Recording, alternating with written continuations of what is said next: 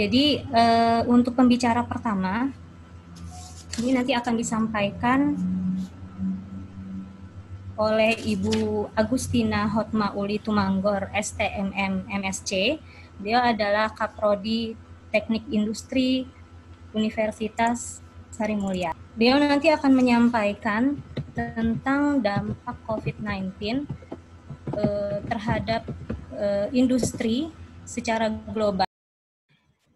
Nanti sesi pertama akan disampaikan oleh Ibu Agustina Hotmauli Tumanggor. Berikut saya akan share CV dari beliau.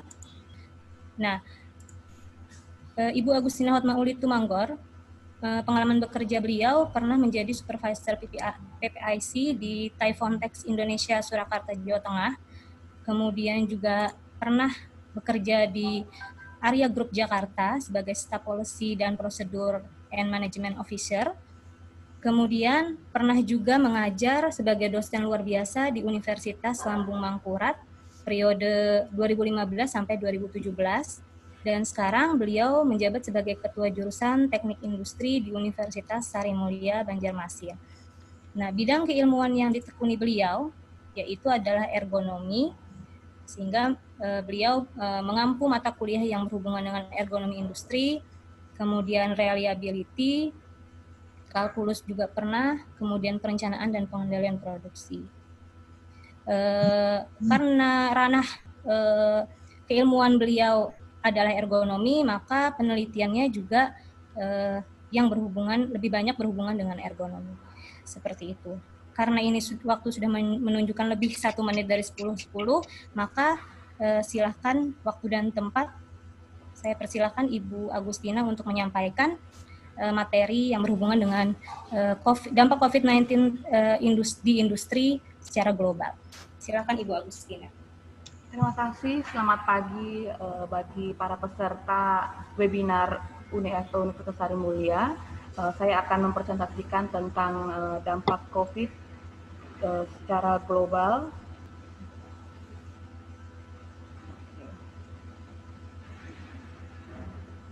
Dampak COVID-19 terhadap dunia industri secara global. Seperti kita ketahui bersama, COVID-19 atau Corona itu merupakan adalah sebuah virus yang disebabkan oleh penyakit pada manusia dan hewan. Dan itu mulai bermuncul di Wuhan, Cina pada bulan Desember 2019. Dan seperti kita ketahui bersama, untuk himbauan masyarakat tentang COVID, saya lanjutkan. Himbauan dari masyarakat himbauan kepada masyarakat secara global seperti ketahui adalah social distancing, memakai masker, cuci tangan dengan sabun dan hand sanitizer. Nah, asal muasal dari COVID-19 itu adalah di Wuhan.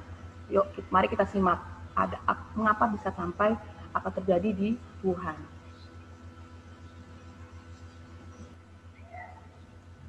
Nah, sedangkan di Indonesia sendiri ternyata pintu masuknya itu ada 3 negara, yaitu Tiongkok, Singapura, dan Jepang.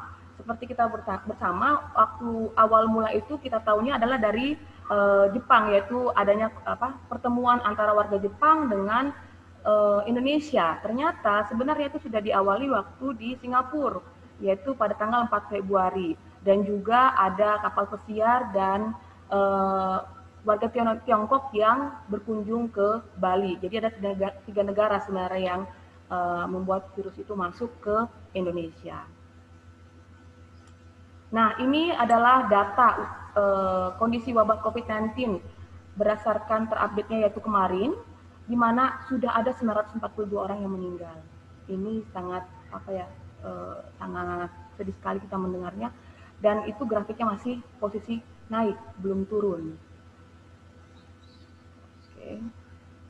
Nah, apa yang terjadi di Indonesia dampaknya secara umum adalah pertama penurunan pertumbuhan ekonomi Indonesia, perhentian semua impor dari Tiongkok pasti karena mereka banyak kan produk-produk kita dari mereka yang harus dihentikan, dan juga penerbangan juga dihentikan dari sana. Sektor pariwisata juga berpengaruh karena cukup banyak juga wisatawan kita dari negeri mereka yang berkunjung ke tempat kita maupun kita yang ke tempat mereka. Kemudian kenaikan harga bahan pangan dan kenaikan harga batu bara. Di sini dilihat dari prediksi pertumbuhan ekonomi akibat COVID-19, Indonesia itu minus 0,25. Nah, itu yang membuat dampak COVID-19 cukup signifikan di Indonesia. Namun, untuk dampak COVID-19 terhadap dunia industri, ada yang sektor untung, ada yang sektor untung dan rugi, dan ada juga sektor rugi. Untuk yang sektor untung, di industri-industri seperti tekstil dan produk tekstil, di mana kita perlu masker, perlu alat APD, itu juga bertambah produksinya. Kemudian pasti kebutuhan kimia, farmasi, dan alat kesehatan juga meningkat. Makanan dan minuman pasti, karena memang sektor ini yang kita butuhkan saat ini. Kemudian elektronik dan jasa telekomunikasi, seperti kita saat ini kita menggunakan media Zoom, dan ini juga menggunakan media komunikasi online. Jadi yang paling tinggi kebutuhannya atau industri yang meningkat itu adalah di elektronik dan jasa telekomunikasi, dan juga jasa logistik, di mana kita juga banyak kebutuhan yang kita butuhkan dari luar kota dan membutuhkan jasa logistik. Nah, yang di sini ada sektor untung dan rugi, yaitu pertanian, kemudian usaha mikro kecil dan menengah, dan keuangan. Kalau untuk usaha mikro kecil dan menengah, untuk yang besar itu mungkin rugi. Tapi untuk sektor kecil seperti industri rumah tangga mengalami peningkatan. Nanti akan saya jelaskan untuk usaha mikro kecil dan menengah. Kemudian untuk yang sektor rugi, yaitu ada di otomotif, pertambangan, karena memang harganya dari produsen cukup tinggi, namun produknya berlebihan.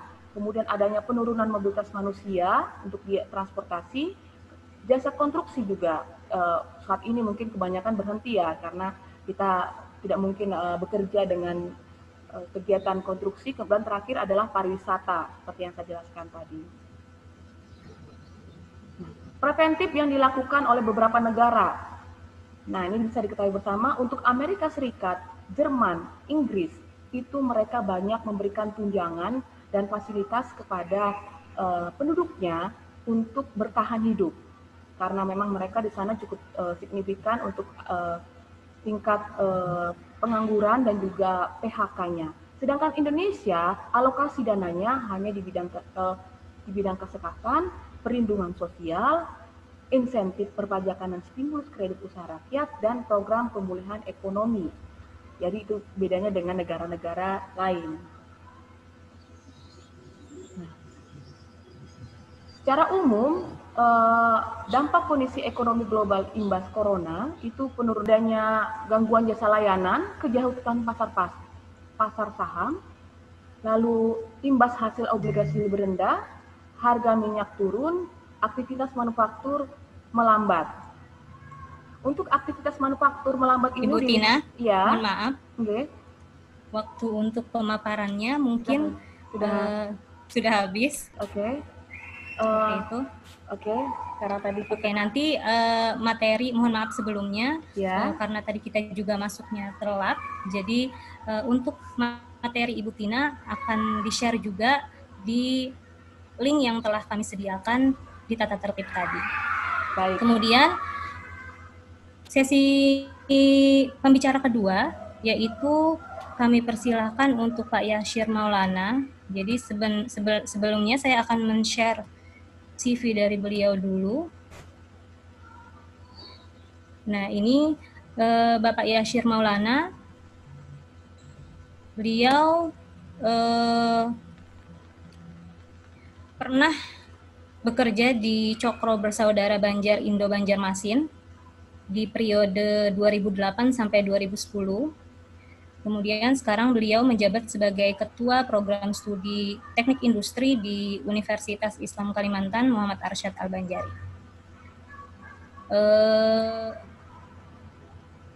Keahlian beliau adalah di bagian manufaktur, seperti itu.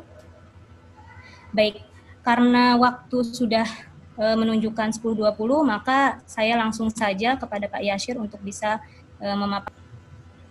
Ya, Assalamualaikum warahmatullahi wabarakatuh. Oke, sudah dengar ya? Sudah. Oke, karena waktunya memang sempit, kami diberi waktu 10 menit, maka saya akan langsung memaparkan materi yang akan saya berikan. Oke. Jadi tadi di awal Ibu Tina sudah memaparkan dampak COVID secara global. Ya, kalau saya lebih khusus ke Kalsel atau Kalimantan Selatan, seperti yang kita rasakan sekarang.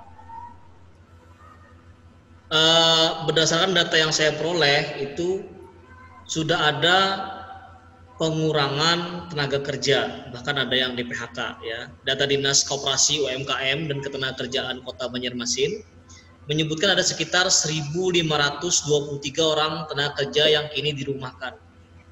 Sementara ratusan orang lainnya juga ada terjadi pemutusan hubungan kerja atau PHK. Nah, sektor perhotelan seperti yang dibilang tadi bahwa pariwisata itu sangat terdampak merosot ya, atau besar sekali dampaknya terhadap pariwisata. Salah satunya adalah sektor perhotelan, karena di sini berdasarkan data yang sebelumnya tadi saya tampilkan, ada kurang lebih 1.080 orang yang dirumahkan atau di PHK. Sementara ada sekitar 210 dari sektor perdagangan, perindustrian, bahkan juga ada tadi ada sedikit dari properti mungkin juga ada. Kemudian ada juga dari rumah sakit swasta sekitar 94 orang. Data ini diperoleh dari koran ya, Kalsel Post. Nah, itu adalah dampak terhadap tenaga kerja yang berada di Kalsel. Nah, sekarang industri ya, berdasarkan data dari Diprin ya, atau Dinas Perindustrian, itu tercatat sekitar 2.728 industri yang sudah terdaftar dan ada di situsnya. Nah, industri yang terdaftar itu yaitu berupa industri kerajinan tangan, kemudian industri perkayuan, kemudian ada industri pengolahan minyak goreng, pangan, dan juga lain-lain. Nah, salah satu industri yang terdampak sebenarnya itu adalah industri UKM ya, atau usaha kecil menengah, sebelum mereka beralih begitu ya. Ada beberapa nanti yang saya kenapa dia terdampak, tapi juga mereka bisa beralih menjadi keuntungan ya, karena memang harus kreatif di masa sekarang. Jadi pertama mereka memang kesusahan ya, karena dampaknya sangat besar sehingga mereka banyak mengalami kerugian, yaitu UKM, usaha kecil menengah, dan juga UMKM. Nah, salah satu yang menjadi sorotan saya nanti, UKM mana atau UMKM mana yang paling mengalami penurunan dalam hal penjualan, itu adalah usaha kain sasirangan.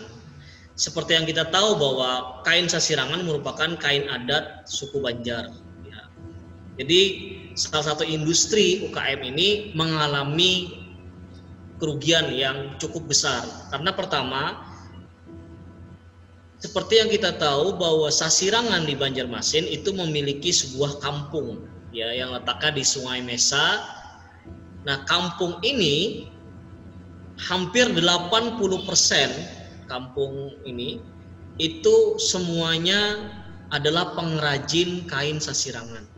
Ada sekitar 20 atau 30 usaha atau pengusaha yang berada di sana, dan didominasi oleh kaum milenial. Jadi kalau ada 20 orang di sana yang berusaha, hampir 80% itu adalah kaum milenial atau kaum-kaum yang memiliki usia sekitar 20 sampai 35 ya, yang produktif sih.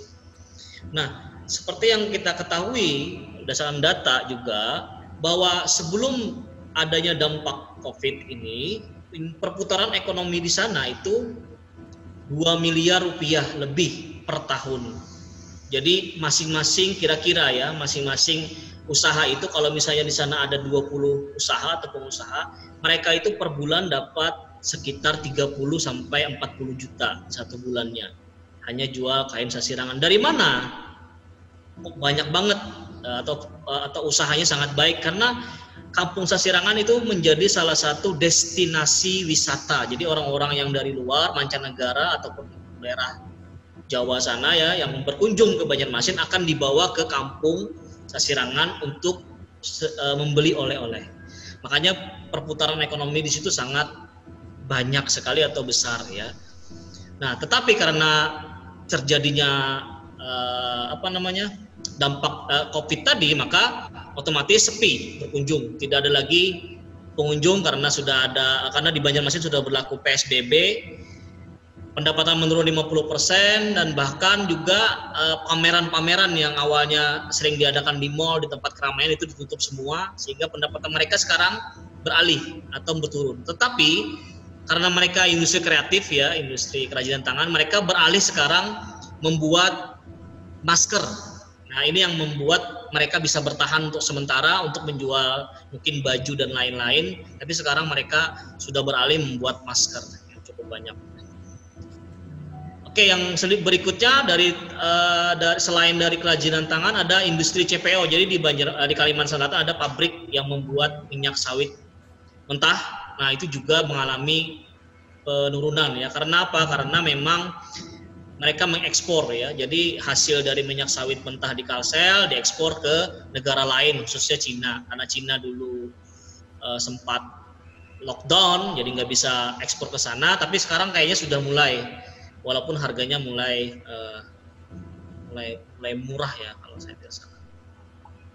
Itu adalah industri kreatif. Nah, ini yang salah satu industri kreatif yang mulai berkembang di Kalsel adalah EO atau event organizer atau wedding organizer. Itu terdampak ya. Yang awalnya mereka memiliki planning untuk mengadakan WO, wedding organizer, itu batal semua. Nah, tidak boleh ada keramaian kan. Kemudian pameran-pameran yang sudah ada kerjasama dengan Pemkot juga dibatalkan. Kegiatan yang ditunda dan dibatalkan tersebut kira-kira berjumlah sekitar 27 miliar. Bayangkan, jadi EO di Banjarmasin atau di Kalsel itu sudah sangat besar ya. Dibatalkan dan juga ditunda itu sudah merugikan mereka sekitar 27 miliar rupiah. Kemudian lanjut ke properti, sudah dibahas tadi ya, jasa konstruksi itu otomatis akan berkurang ya, termasuk industri properti yaitu perumahan subsidi ya. Di sini juga banyak sekali pengusaha-pengusaha perumahan real estate ya. Salah satunya adalah Raizani Sahril ya, itu adalah bos atau pengembang asal Kalimantan Selatan. Dia mengatakan bahwa sekarang rumah yang subsidi dan rumah yang non subsidi itu penjualannya merosot tajam. Nah, sekarang perbankan hanya menerima konsumen yang berpenghasilan tetap, bukan konsumen yang penghasilan tidak tetap. Padahal subsidi itu ditujukan untuk orang-orang yang memiliki gaji sekitar 3 juta, maksimal 4 juta. Artinya gaji segitu orang pedagang, kemudian tukang ojek, tukang yang lain yang memang per bulannya memang sedikit, itu bisa mengambil rumah daripada menyewa. Nah, dan itu pun sekarang penjualannya menurun. Maaf. Mohon maaf Pak Yasir. Waktunya ya, terima kasih ya. Sudah habis, terima kasih. Terima kasih, oke. Stay safe ya, stay safe ya. Oke, terima kasih. Baik, pemateri selanjutnya ini akan disampaikan oleh Ibu Francisca Deborah. Berikut saya bagikan CV dari beliau. Ibu Francisca Deborah SSIMT. Beliau memiliki pengalaman kerja. Yang pertama yaitu sebagai kesekretariatan Politeknik Meta Industri Cikarang di periode 2015 sampai 2016. Kemudian pernah bekerja di unit administrasi keuangan dan kepegawaian di Politeknik Meta Industri Cikarang di 2017 sampai April 2017. Kemudian menjadi kepala biro administrasi, dan yang terakhir beliau menjabat sebagai ketua program studi D3 Teknik Industri Politeknik Meta Industri Cikarang. Dan bidang keilmuan yang ditekuni beliau yaitu adalah manajemen industri. Baik, karena waktu kita sangat singkat, saya persilahkan Ibu Francisca Deborah untuk menyampaikan materi.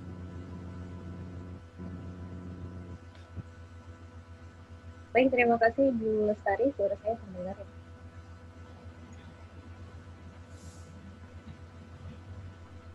Oke, saya sudah. Sebelumnya saya mengucapkan terima kasih sudah diberi kesempatan sebagai narasumber beberapa sembilan akademisi yang berkolaborasi dengan kampus. Jadi saya langsung saja akan masuk ke dalam materi. Saya di sini akan menyampaikan terkait dengan dampak COVID-19 terhadap dunia industri dan dikhususkan untuk Jawa Barat dan atau khusus juga sih ke daerah Cikarang. Kenapa ke daerah Cikarang? Saya akan menyampaikan bahwa kami Politeknik Meta Industri sebenarnya lokasinya berada di Cikarang. Jadi lokasi kampus kami ini memang berada di tengah-tengah kawasan industri.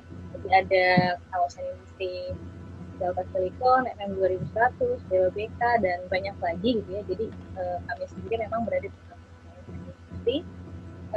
Di sini saya akan menyampaikan sebenarnya pandangan saya sebagai akademisi, yaitu terkait bagaimana sih sebenarnya nasib dunia usaha di tengah COVID-19 ini. Nah, seperti yang dijelaskan oleh Ibu Tina, tadi ada 3 bagian, ada sektor rugi, sektor rugi, atau sektor saja gitu ya yang terjadi. Nah, yang di sini yang mau saya sampaikan lebih kepada kondisinya. Nah, kondisinya ada yang tertekan atau sulit tertekan, ada juga perusahaan yang mungkin saat ini stabil atau bertahan, ada juga yang kondisi yang meningkat. Jadi kalau kita lihat dari data informasi ini, menurut Menteri Perindustrian menyatakan sebenarnya secara secara nilai itu ada 50% penurunan kapasitas dari aktivitas industri. Jadi kalau kita bisa lihat di sini golongan bagian yang tertekan itu lebih banyak. Kita ambil contoh mungkin di bagian restoran kali ya. Nah, untuk restoran ini sebenarnya bukan industri seperti manufaktur, tapi sebenarnya dia juga berdampak. Kenapa? Karena kita kan saat ini selama pandemi diupayakan untuk tidak keluar rumah atau di rumah saja ya. Jadi beberapa aktivitas yang menggunakan fasilitas umum itu sangat berdampak dan mengalami penurunan gitu ya. Kalau kita lihat di sini yang untuk sektor meningkat itu ada sekitar 5, ada kesehatan, ada yang retail, makanan, produk kesehatan pribadi, itu sebenarnya menjadi sebuah konsep dunia usaha yang saat ini kondisinya meningkat. Dan terkhusus untuk teknologi informasi dan komunikasi. Jadi seperti yang tadi disampaikan Bu Tina, Zoom ini salah satunya sebenarnya dari teknologi informasi yang menyampaikan bahwa kita ini saat pandemi kita tetap bisa produktivitas dengan menggunakan dari pemanfaatan teknologi gitu ya. Kita akan lanjut, ini ada contoh 8 pabrik otomotif yang terimbas corona. Jadi 8 ini ada Yamaha Indonesia Motor Manufacturing, ada Honda Prospect Motor, Suzuki, dan yang lainnya. Kalau dilihat secara garis besar, ini lokasinya memang ada di Pulau Jawa ya beberapa. Dan ada juga yang di Cikarang, khususnya Yamaha Indonesia Motor, ini lokasinya di Cikarang. Jadi mereka merupakan industri yang pertama yang sudah melakukan preventif sebenarnya ya. Jadi preventif ini gunanya sebenarnya untuk tidak menyebarluaskan pandemi juga. Mereka sudah mulai dari 3 April, sampai diikuti dengan 8 pabrik otomotif lainnya. Nah, bagaimana sih sebenarnya dampaknya kalau tadi sudah disampaikan oleh 2 narasumber sebelumnya, yang saya sampaikan di sini lebih kepada SDM-nya. Pastinya akan ada upaya untuk menstabilkan dunia industri sendiri dengan melakukan yang namanya pemutusan hubungan kerja atau beberapa aktivitas lain seperti dirumahkan ataupun yang lainnya. Bagaimana sebenarnya langkah pemerintah menghadapi kondisi ini? Kita bisa lihat sih di dalam slide ada dari Kementerian Tenaga Kerja, Kementerian Sosial, dan juga ada beberapa bantuan. Nah, dari Kementerian Tenaga Kerja kita bisa highlight sebenarnya di sini ada yang namanya kartu prakerja ya. Jadi kalau kartu prakerja ini sebenarnya bisa digunakan kalau dia syarat utamanya sih sebenarnya kartu tanda penduduk atau KTP. Cara penggunaannya juga sebenarnya jauh lebih umum, lebih fleksibel. Pendaftarannya juga mudah, dan di sini sebenarnya upaya pemerintah itu adalah untuk memberikan wawasan atau tambahan selama di rumah kita tetap bisa mempelajari pembaharuan ilmu untuk mensiasati ketika pandemi ini selesai, kita sudah punya suatu metode atau ilmu terbaru nih yang kita bisa sharing gitu ya. Nah, selanjutnya ada juga bantuan-bantuan langsung tunai, bantuan yang sudah disampaikan juga dari Kementerian Sosial, ada juga beberapa subsidi. Contohnya subsidi ini ada subsidi PLN yang mungkin kita bisa dapati dari subsidi PLN, ada juga beberapa subsidi yang didapati dari aktivitas pajak. Jadi contohnya kami Politeknik Meta itu ada keringanan pajak juga, jadi pengembalian dana yang biasanya kita bayarkan pajak itu dikembalikan kepada pegawai. Itu contoh dari langkah-langkah pemerintah yang diterapkan untuk menghadapi dan membuat aktivitas kita tetap bisa produktif walaupun saat pandemi ini. Nah, ada juga beberapa edaran dari kementerian sebenarnya untuk bisa kita jadikan suatu standar bagaimana sih seharusnya aktivitas industri dan perusahaan selama pandemi. Ini ada surat edaran Menteri nomor 4 tahun 2020. Sebenarnya di sini menyampaikan bagaimana sih harusnya standar perusahaan atau kawasan industri jika dia beraktivitas dalam masa pandemi. Jadi yang pertama, kalau disimpulkan sih di 4 poin ini, intinya dia harus be positif dan be careful sebenarnya. Be positif itu kita tetap bisa menyampaikan bahwa aktivitas yang kita lakukan ini tetap kita harus iringi dengan strategi-strategi yang positif. Jadi bukan lebih kepada menakuti. Kalau nggak pakai masker begini loh, bukan gitu. Tapi kita lebih kepada positif, di mana penggunaan masker ini sebenarnya mencegah kita atau merupakan langkah preventif kita. Lalu be careful-nya sebenarnya lebih kepada yang tadinya mungkin kita tidak begitu terlalu menjaga kebersihan gitu ya, atau jarang cuci tangan. Sekarang kita sudah biasa menggunakan cuci tangan atau menggunakan hand sanitizer. Itu contohnya penerapan dari surat edaran Menteri nomor 4 tahun 2020. Ada juga surat edaran yang berikutnya, itu nomor 7 dan nomor 8, di mana pelaku usaha sebenarnya masih boleh beraktivitas di dalam perusahaannya dengan beberapa standar. Jadi standarnya ini sudah disampaikan lebih detail di surat edaran Menteri nomor 8. Jadi sebuah perusahaan itu harus memiliki standar operasional prosedur dalam penanganan COVID. Jadi dia harus memastikan adanya protokol. Protokol ini misalkan ketika masuk ke perusahaan itu seperti apa standarnya, biasanya pengecekan suhu, lalu penggunaan hand sanitizer, setelah itu menggunakan masker dalam kegiatan aktivitasnya. Nah, itu beberapa standar yang umum yang biasanya diterapkan oleh perusahaan.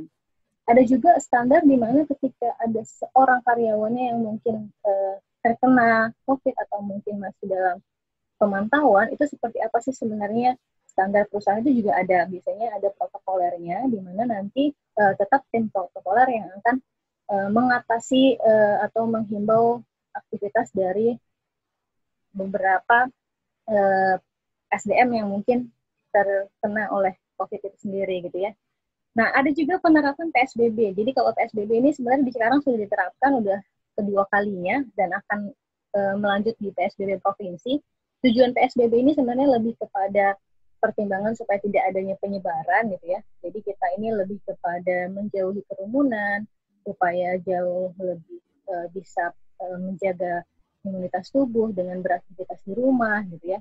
Lalu ada juga ini, beberapa poin yang masuk yang menurut saya sedang diperbincangkan, yaitu setelah pandemi ini kita ngapain sih gitu ya.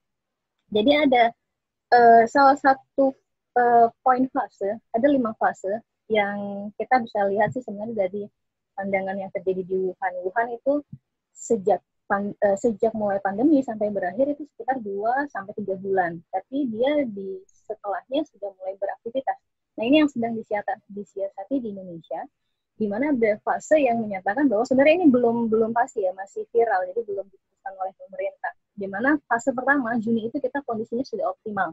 Kita sudah bisa beraktivitas dengan baik lagi, itu mulai 1 Juni. Ada fasenya juga sampai dengan nanti 27 Juli, di mana setiap fase itu menginformasikan aktivitas-aktivitas tertentu yang nantinya lebih dulu dimulai dan nanti apa yang di fase kelima yang akhirnya dimulai secara keseluruhan. Mungkin itu yang bisa saya sampaikan, Ibu Lestari. Mudah-mudahan waktunya bisa on time ya. Atau masih ada waktu lagi? Masih ada waktu, silakan kalau mau 2 menit lagi, Bu Siska. Oke, saya mau bahas kepada fase ini ya. Jadi untuk fase 1 Juni, di mana fase 1 ini sebenarnya yang lebih dahulu kita utamakan untuk beraktivitas itu adalah industri jasa bisnis to bisnis. Jadi lebih kepada bagaimana nanti kita bisa menerapkan social distancing. Beberapa sih sudah dimulai ya. Contohnya kalau di bank itu dia sudah ada yang namanya social distancing. Biasanya kita kalau antri lebih kepada yang merapat, tapi kalau sekarang sudah ada alur pembatasan sendiri-sendiri. Ada juga toko, pasar, dan mall gitu. Itu juga akan mulai fase 1 Juni ini sudah bisa mulai beraktivitas, sektor kesehatan, dan juga kegiatan lain-lain yang bisa dilakukan di outdoor. Untuk fase kedua itu di 8 Juni, itu dia lebih kepada usaha-usaha yang dengan kontak fisik. Biasanya lebih kepada salon ya. Kalau kita lihat selama pandemi ini kita sudah jadi lebih kreatif, bisa salon di rumah gitu. Tapi kalau nanti mungkin mudah-mudahan pemerintah sudah menyatakan fase yang mana yang bisa kita ikuti. Kalau kita lihat dari edaran ini sih 8 Juni mereka sudah bisa beroperasi kembali. Lalu nanti fase yang ketiga itu 15 Juni. Ini ada kata kunci pendidikan akan direncanakan mungkin yang tadinya school from home sudah bisa menjadi kembali masuk, tapi tetap harus ada yang namanya SOP atau standar. Apakah mungkin kelas itu harus memang dibuat social distancing dengan batasan tertentu, atau mungkin selama kuliah itu kita menggunakan masker. Nah, itu nanti kita akan perhatikan arahan dari kementerian juga.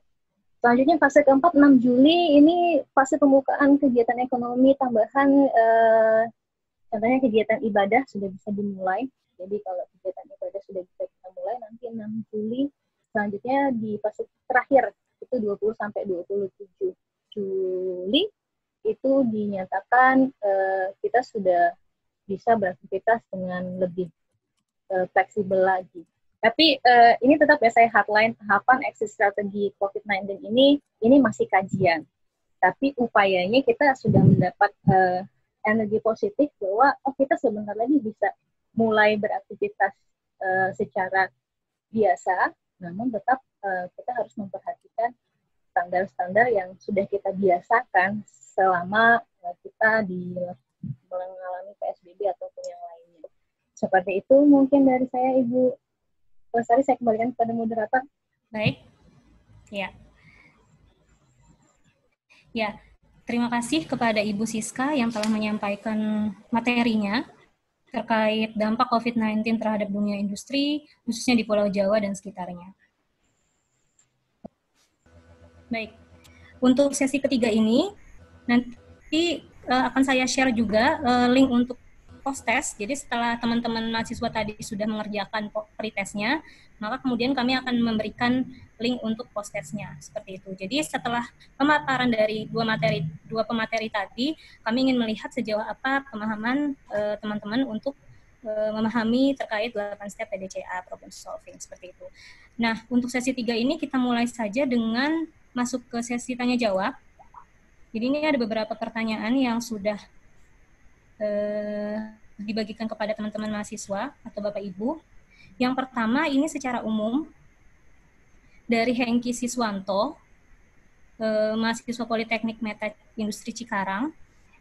Jadi ini mungkin pertanyaannya secara umum ya, jadi nanti bisa dijawab semua narasumber atau seperti apa, silakan. Yang pertanyaannya yaitu menurut pendapat Bapak Ibu sekalian, strategi apa yang harus kita jalankan agar dunia usaha kembali ramai? Saya ambil contoh di dunia usaha kuliner, seperti itu. Silahkan bagi Bapak Ibu yang mau menjawab. Baik, saya akan coba menjawabnya. Atau mungkin dari Ibu Agustina. Oke, silakan Bu. Saya belum menjawabnya. Untuk strategi apa yang akan dilakukan untuk usaha kembali ramai?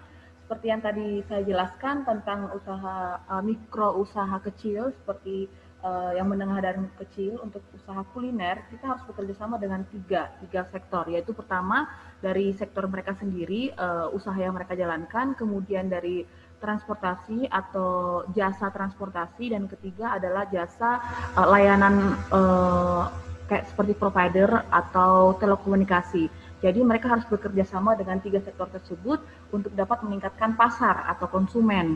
Di mana nanti kalau misalkan ini usaha kuliner pasti untuk yang ramai atau untuk seperti kuliner yang cukup besar itu tidak bisa dilakukan saat ini seperti yang tadi Ibu Siska bilang, karena ada fase-fase yang masih bertahap untuk dilakukan oleh Indonesia. Tapi yang kuliner sendiri kan itu sebenarnya kreasi untuk setiap rumah tangga atau usaha kecil dan menengah.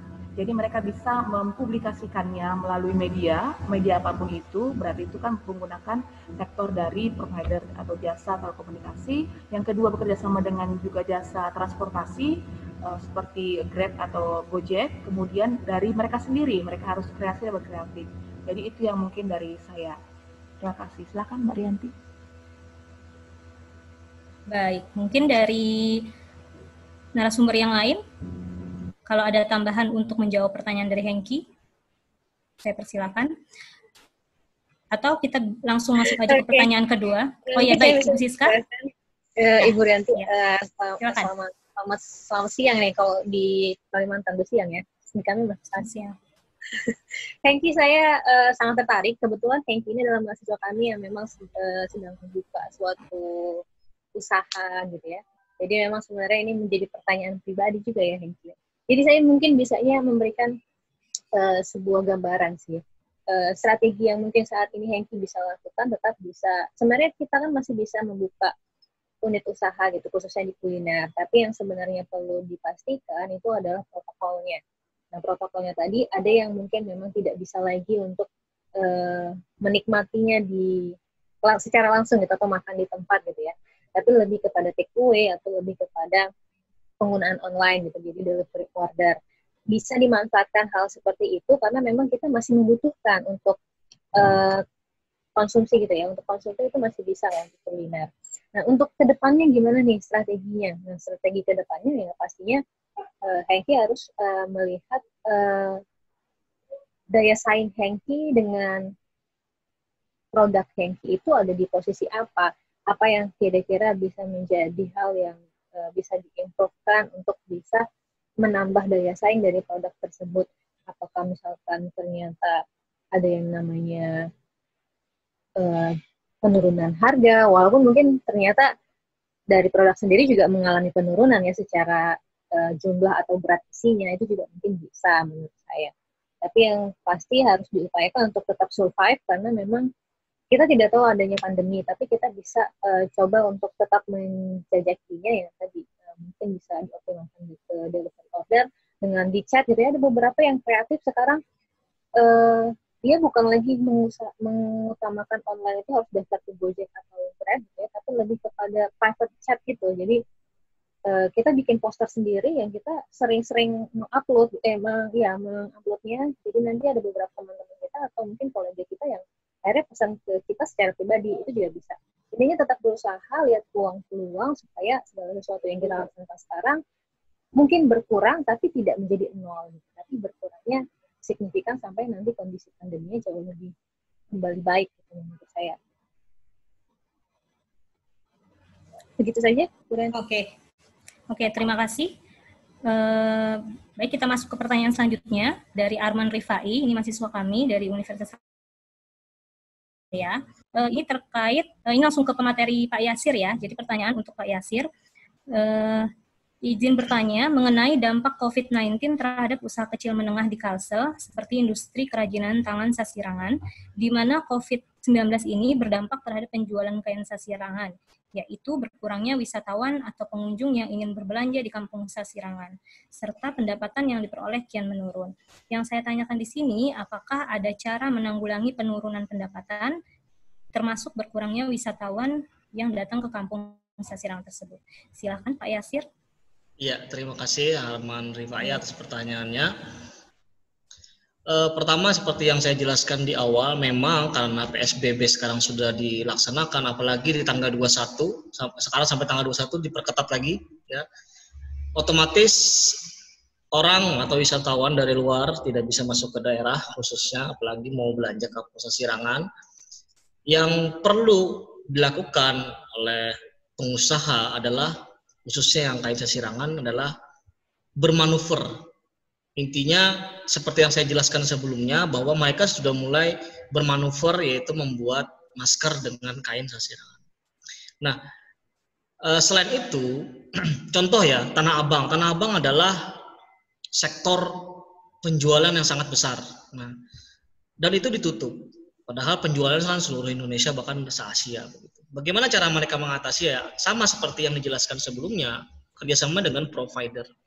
Di Tanah Abang sendiri, mereka membuat aplikasi. Kalau kalian lihat di Play Store, coba buka Tanah Abang, maka banyak sekali di situ penjualan-penjualan yang awalnya offline di tempat, itu mereka bikin aplikasi di Play Store untuk membuat aplikasi yang akan menjabarkan produk-produk mereka nantinya di situ dan bisa dijual. Nah, ini otomatis bagi teknik industri sebenarnya itu peluang ya bagi mahasiswa. Siapa tahu nanti bisa mengangkat judul skripsi, membantu para pengusaha itu membuat aplikasi sehingga penjual mereka akan akan terus meningkat, bukan hanya di offline tapi juga di online. Itu strategi pertama. Yang kedua adalah mereka bisa bekerja sama dengan pemerintah. Nah, pemerintah daerah ataupun swasta seperti itu. Karena seperti yang kita tahu, pemerintah itu biasanya atau pemerintah ya, itu biasanya kan menggunakan baju batik sebagai baju resmi. Batik sasirangan atau apa. Nah, mereka bisa kerjasama dengan mereka, dengan pihak-pihak itu, pihak swasta atau pemerintah, supaya nanti dibuatkan baju resmi untuk hari Senin, Selasa, Rabu, Kamis, Jumat, dan otomatis penjualannya akan meningkat. Sementara untuk pameran tadi ya nggak bisa, itu karena memang harus dijaga, ya jangan sampai ada keramaian yang dibuat.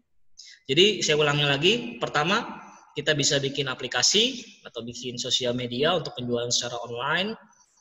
Kemudian kedua itu kerjasama dengan pihak pemerintah untuk membuatkan baju yang resmi seperti itu. Dan juga bermanuver juga bisa bikin masker dan lain-lain. Ya, untuk sementara seperti itu. Kalau wisatawan ya pasti menurun ya. Penjualannya hanya sekedar lokal. Nah, itu. Terima kasih, mungkin sudah jelas ya. Mudahan bisa diterima dan juga lengkap. Terima kasih. Saya kembalikan kepada Mbak Rian. Tingkatkan skill tadi. Ya, yang sampai kesempatan ini dibuat buat tidur atau yang lainnya. Terima kasih, itu mungkin. Baik, terima kasih Pak Yasir. Dengan berakhirnya jawaban dari Pak Yasir tadi, berakhir juga sesi tanya jawab pada kesempatan hari ini. Mungkin sebelum sebelum menutup acara ini, tadi sudah kami sharekan bahwa masing-masing peserta, semua peserta boleh mengaktifkan videonya agar kita bisa berfoto bersama seperti itu. Baik, sebelum menutup acara ini, saya mewakili panitia. Terima kasih dan yang sebesar-besarnya atas partisipasi dari rekan-rekan mahasiswa, baik itu dari Universitas Harimulya atau Politeknik Meta Industri Cikarang, dan khususnya untuk 4 narasumber kita pada hari ini, yaitu Ibu Agustina, kemudian Pak Yasir, Ibu Francisca, dan Pak Daniel. Bisa kita berikan aplaus sama-sama untuk beliau berempat ini. Terima kasih atas partisipasinya untuk bisa mendukung acara ini semakin lebih menarik lagi, kemudian membuka wawasan untuk teman-teman mahasiswa agar lebih mengetahui lagi apa sih dampak COVID-19 ini, karena memang pandemi ini memang semua orang tidak ada yang tahu, datangnya tiba-tiba. Maka dari itu kita sebagai praktisi atau akademisi, baik itu mahasiswa juga, bagaimana peran serta kita dalam menghadapi pandemi COVID-19 ini. Kemudian harapannya dari acara ini tadi sudah saya berikan juga tanggapan, jadi mungkin di lain kesempatan kita bisa melanjutkan acara seperti ini untuk bisa menambah ilmu lagi, memberikan topik-topik yang mungkin diperlukan oleh rekan-rekan mahasiswa seperti itu, sehingga dari forum webinar ini kita bisa meningkatkan silaturahmi lagi, menambah teman, menambah relasi lagi, baik itu dari Politeknik Meta, Uni SM maupun Uniska seperti itu, dan juga khususnya untuk Pak Daniel juga praktisi di sini seperti itu. Terima kasih banyak, dan jangan lupa untuk mengisi tanggapan tadi, sehingga kami mengharapkan kesediaan teman-teman untuk bisa mengisi tanggapan tersebut untuk bisa melihat bagaimana pesan atau harapan yang diinginkan oleh teman-teman mahasiswa. Terima kasih. Saya akhiri webinar pada siang hari ini dengan mengucapkan terima kasih dan wassalamualaikum warahmatullahi wabarakatuh. Selamat siang. Selamat siang semua. Selamat siang, terima kasih. Selamat siang, terima kasih informasinya. Terima kasih. Foto-foto nih. Ya. Informasinya Mantap. Sudah saya rekam semuanya, nanti saya share lah. Ya, makasih Pak Yasir. Oke, siap. Terima kasih hadir ya. Hadir, Pak Pak. Bang. Iya, Pak Bang. Bagus. Sehat-sehat selalu, Pak Bang. Ya, terima kasih. Sehat selalu. Ini ada Pak Yudi juga belum ngasih mukanya ke kita nih. Pak Yudi ini Iya, di banyak ini. Di direktur ya, Deborah. Wakil Ya, perkenalkan di sini ada beberapa dosen kami. Jadi Pak Yudi ini adalah wakil direktur bidang akademik, Ya, terima kasih Pak Yudi sudah berkenan untuk hadir. Lalu ada juga Ibu Marta.